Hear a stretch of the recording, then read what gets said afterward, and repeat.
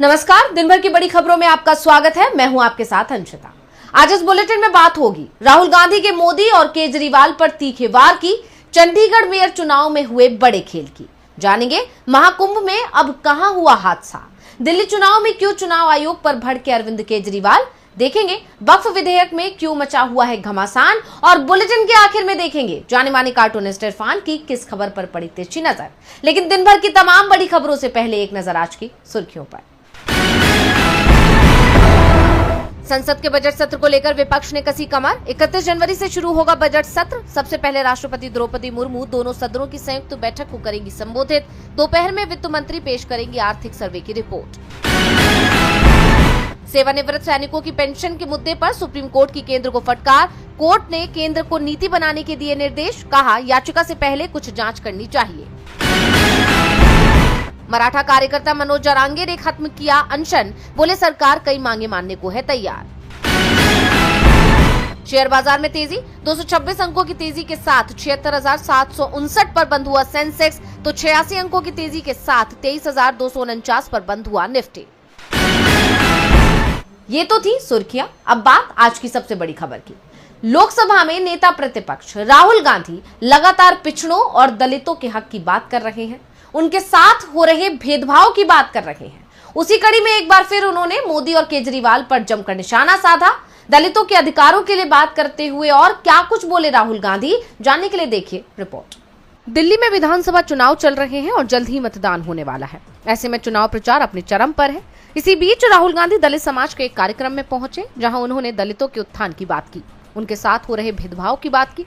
उन्होंने कहा कि आपको देश की मीडिया में दलित, पिछड़े, आदिवासी समाज से एक भी व्यक्ति नहीं मिलेगा। इसके साथ ही उन्होंने केजरीवाल और पीएम मोदी दोनों पर निशाना साधा। उन्होंने कहा, मैं आपको क्लियरली बता देता हूं,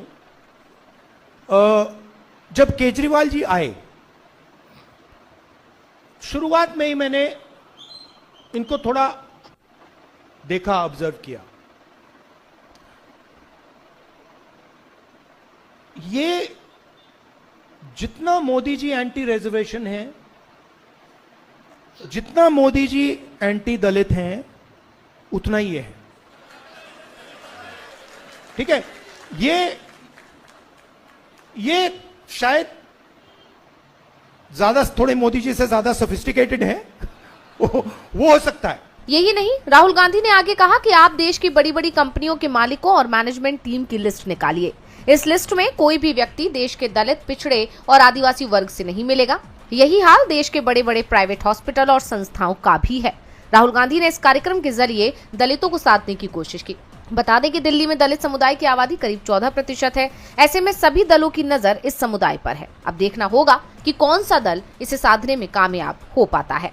राहुल गांधी ने इस बार किसी को नहीं छोड़ा। बीजेपी और आप पर हमला बोला तो कांग्रेस छोड़ने वालों को भी नहीं छोड़ा। कहा, जाओ अपनी जान और महल बचाओ, मुझे कोई फर्क नहीं पड़ता।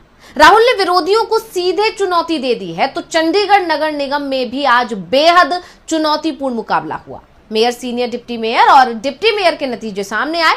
तो किसे मिली जीत और किसके साथ हुआ खेल, देखिए रिपोर्ट में। चंडीगढ़ में नगर निगम चुनाव के नतीजे आ चुके हैं और इस बार बीजेपी की हरप्रीत कौर को मेयर के रूप में जीत मिली है। वहीं कांग्रेस ने डिप्टी मेयर और सीनियर डिप्टी मेयर के पद पर अपनी जीत सुनिश्चित की है। मेयर पद के लिए इंडिया गठबंधन की तरफ से प्रेमलता और बीजेपी की तरफ से हरप्रीत कौर बबला को उम्मीदवार बनाया गया था। और जब चुनाव नतीजे सामने आए तो बीजेपी की हरप्रीत कौर बबला को 19 और आप की प्रेमलता को 17 वोट मिले। यानी गठबंधन की तरफ से 3 पार्षदों ने क्रॉस वोटिंग की। मेयर चुनाव में भले ही बीजेपी जीत गई, लेकिन डिप्टी मेयर और सीनियर डिप्टी मेयर चुनाव में इंडिया गठबंधन ने बीजेपी को करारी मात दे दी। कांग्रेस के उम्मीदवार जसवीर सिंह बंटी को सीनियर डिप्टी मेयर चुना गया है। इसी तरह से कांग्रेस की तरुणा मेहता डिप्टी मेयर बनी, उन्हें 19 वोट मिले। वहीं बीजेपी के उम्मीदवार लखबीर सिंह को 17 वोट मिले। बता दें कि चंडीगढ़ नगर निगम में 35 वार्ड है, जिसके चलते निगम में पार्षदों की संख्या भी 35 है। बहुमत के लिए 19 वोटों की जरूरत होती है और बीजेपी उम्मीदवार हरप्रीत कौर बबला को 36 में से 19 वोट मिले, जबकि आम आदमी पार्टी के उम्मीदवार को 17 वोट मिले। इस तरह बीजेपी ने अपने प्रतिद्वंदियों को पछाड़ते हुए मेयर पद पर अपनी जीत सुनिश्चित की। इस चुनाव में क्रॉस वोटिंग का अंदेशा सच साबित हुआ है। इंडिया गठबंधन को मेयर चुनाव में मिली हार के बाद सवाल खड़े हो रहे हैं। चंडीगढ़ में बीजेपी का मेयर बन गया तो सीनियर डिप्टी मेयर और मेयर पद कांग्रेस के हिस्से आ गया। आपके हाथ खाली रहे। जिसके चलते आम आदमी पार्टी के खेमे में चिंता भी दिख रही है। लेकिन सबसे ज्यादा चिंता वाली खबरें इस समय प्रयागराज के महाकुंभ से आ रही हैं, जहां मौनी अमावस्या को एक बार नहीं बल्कि 2 बार भगदड़ मची। प्रशासन सिर्फ सच्चाई दबाने में जुटा रहा और अब एक और हादसा हो गया। देखिए रिपोर्ट।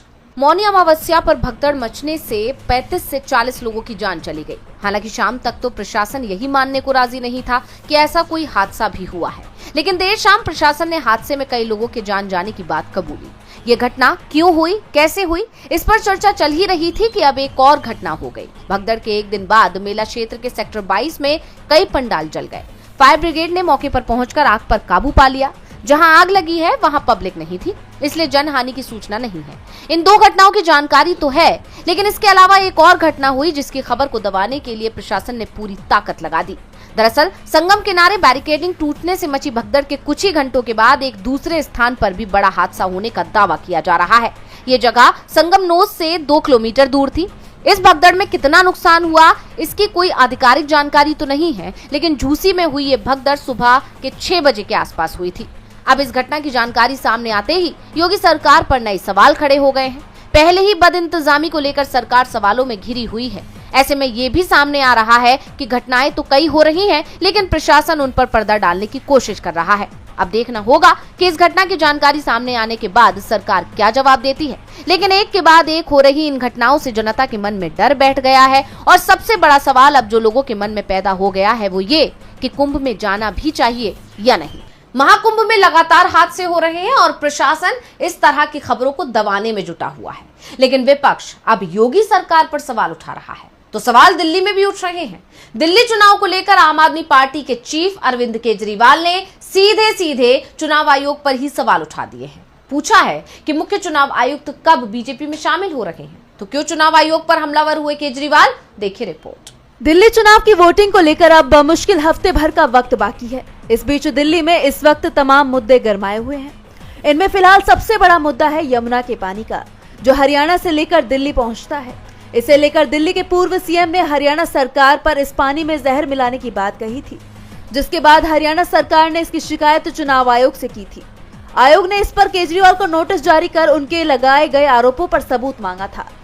हालांकि केजरीवाल के दाखिल किए गए जवाब से आयोग संतुष्ट नहीं हुआ और उसने अब एक बार फिर केजरीवाल को चिट्ठी लिखकर 5 सवाल पूछते हुए 31 दिसंबर सुबह 11 बजे तक जवाब मांगा है। इस बीच केजरीवाल ने इसी मुद्दे पर एक प्रेस कॉन्फ्रेंस करते हुए सीधे तौर पर मुख्य चुनाव आयुक्त राजीव कुमार पर निशाना साधा। उन्होंने कहा कि अगर राजनीति करनी है तो चुनाव आयुक्त को चुनाव लड़ना चाहिए। वहीं इस बीच दिल्ली में सफाई के मुद्दे पर अपना विरोध जताने के लिए आप की राज्यसभा सांसद स्वाति मालीवाल को हिरासत में ले लिया गया। स्वाति मालीवाल पूर्व सीएम केजरीवाल के सरकारी आवास पर कूड़ा फेंकने गई थी। वहीं इस बीच नई दिल्ली से कांग्रेस उम्मीदवार संदीप दीक्षित ने अरविंद केजरीवाल को चिट्ठी लिखकर दिल्ली के मुद्दों पर खुली बहस की चुनौती दी है। बताते चले कि 5 फरवरी को दिल्ली चुनाव की वोटिंग होनी है, जिसके नतीजे 8 फरवरी को आएंगे।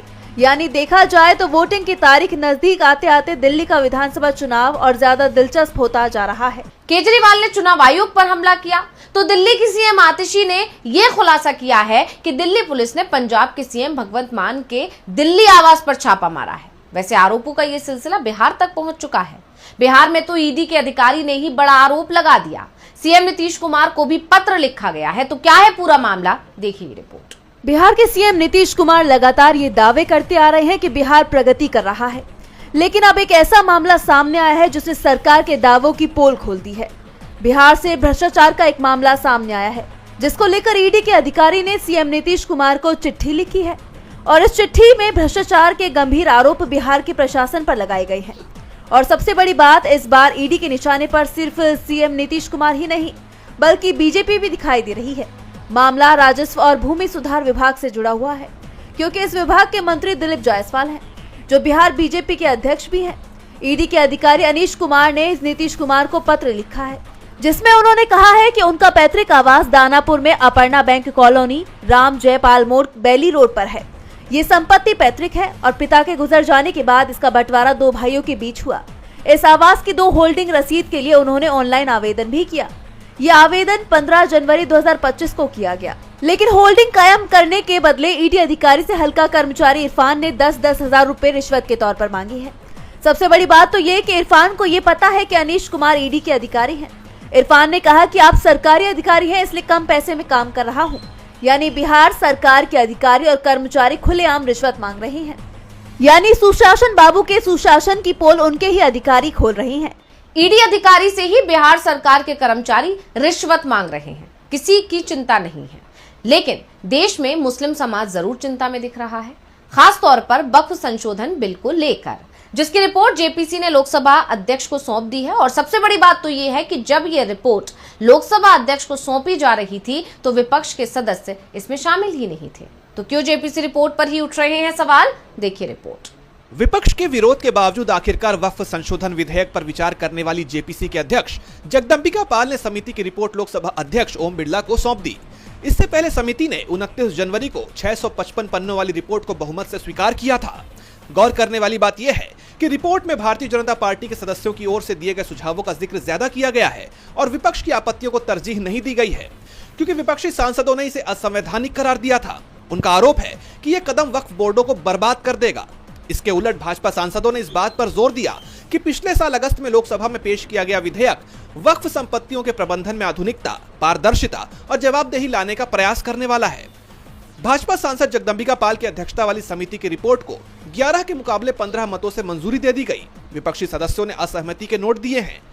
भाजपा सांसदों की ओर से सुझाए गए सभी संशोधनों को स्वीकार कर लिया गया था, जबकि विपक्ष के संशोधनों को खारिज कर दिया गया। बता दें कि समिति में शामिल विपक्षी सांसदों ने वक्फ संशोधन विधेयक के सभी 44 प्रावधानों में संशोधन का प्रस्ताव रखा था। उन्होंने दावा किया था कि समिति की ओर से प्रस्तावित कानून विधेयक के दमनकारी चरित्र को बरकरार रखेगा और मुस्लिमों के धार्मिक मामलों में हस्तक्षेप करने का प्रयास भी करेगा। वक्फ संशोधन विधेयक को केंद्रीय अल्पसंख्यक कार्य मंत्री किरण रिजिजू की ओर से लोकसभा में पेश किए जाने के बाद 8 अगस्त 2024 को जेपीसी को भेज दिया गया था। लेकिन अब विपक्ष आरोप लगा रहा है कि जेपीसी में इस विधेयक को भेजना सिर्फ एक दिखावा था। वक्फ बिल संसद के बजट सत्र में पेश हो सकता है। बजट सत्र 31 जनवरी से शुरू हो रहा है और इससे पहले सरकार की तरफ से सर्वदलीय एक बैठक बुलाई गई, जिससे बजट सत्र में किसी तरह का व्यवधान नहीं आए। लेकिन सवाल यही उठ रहे हैं कि क्या विपक्ष को अपनी बात रखने का मौका दिया जाएगा, क्योंकि सरकार की तरफ से तो संकेत दिए जा रहे हैं कि सदन चलाने की जिम्मेदारी विपक्ष की ही है। 1 फरवरी को संसद में पेश होने वाले केंद्रीय बजट से पहले केंद्र सरकार ने सर्वदलीय बैठक बुलाई। केंद्रीय रक्षा मंत्री राजनाथ सिंह ने इस बैठक की अध्यक्षता की।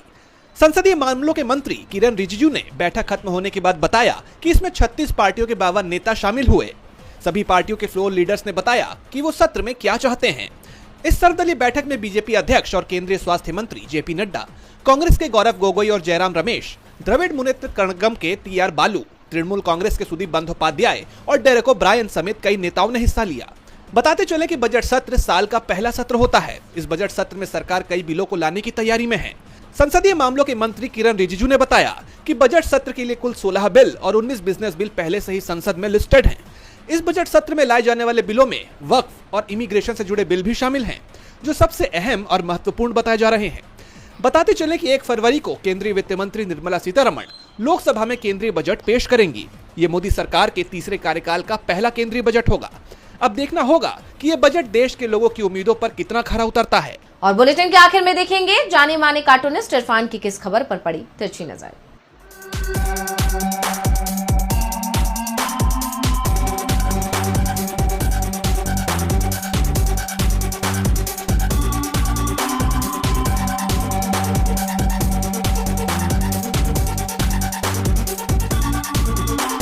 प्रयाग कुंभ में बहुत बड़ी दुर्घटना हो गई, जिस भगदड़ के अंदर कई सारे श्रद्धालु लोग अपनी जान गंवा चुके और बहुत सारे उसमें घायल भी हो गए।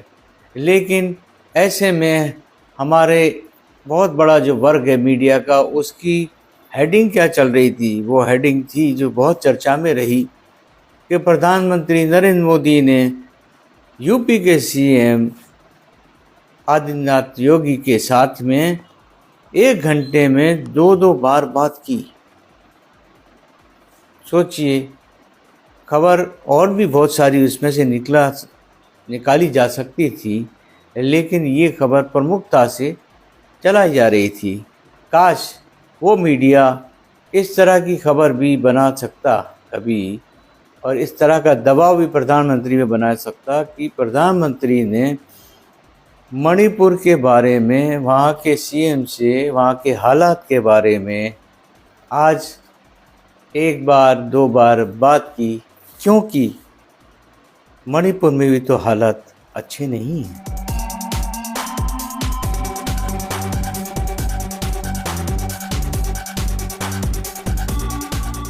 बहुत बहुत शुक्रिया इरफान जी।